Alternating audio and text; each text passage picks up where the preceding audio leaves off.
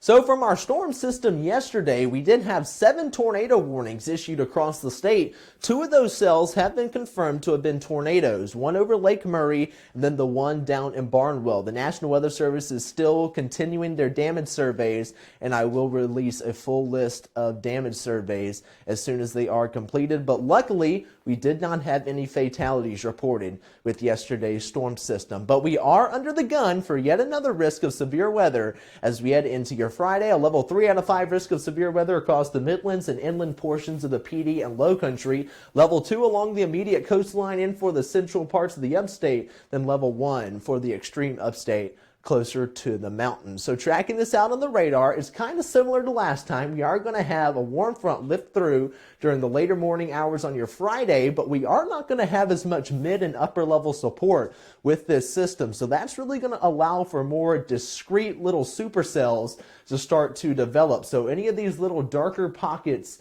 that you could be those discrete supercells starting to come together. Now, we lose our higher resolution model data this far out, so I am just going to brush through with the lower resolution, but you notice it is just going to continue to push off to the east as we head into later Friday and Saturday morning. I don't think we are going to see as much rain with this system either, so that's a good thing. That will keep our flooding concern to a minimum. I will talk about our threats coming up.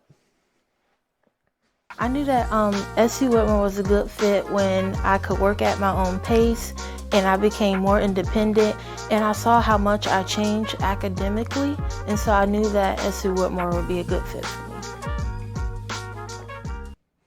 So like I said, we're not going to have as much rainfall with this system as what we had yesterday, so flooding concerns are going to be kept to a minimum, and we just don't have enough storm energy to support those strong updrafts needed for hail creation, so those concerns are kept to a minimum as well. We are keeping a very close eye for damaging gusty winds and the isolated chance of seeing a few tornadoes. As far as storm timing is concerned, we are still getting a handle of when this system is going to move through, so when I update you tomorrow, I should have a better grasp of it, but expect early afternoon on your Friday around 1, 2 o'clock to the early morning hours on Saturday around midnight and 1 o'clock for the best threat of winds. As far as tornadoes, a little bit later in the afternoon around 4 or 5 o'clock to around the same time frame around midnight to 1 a.m. on your Saturday. So I will bring another update tomorrow for the severe weather heading our way on Friday. So taking a look at the 10-day forecast, we are staying mostly dry for tomorrow. Temperatures in the mid to upper 50s.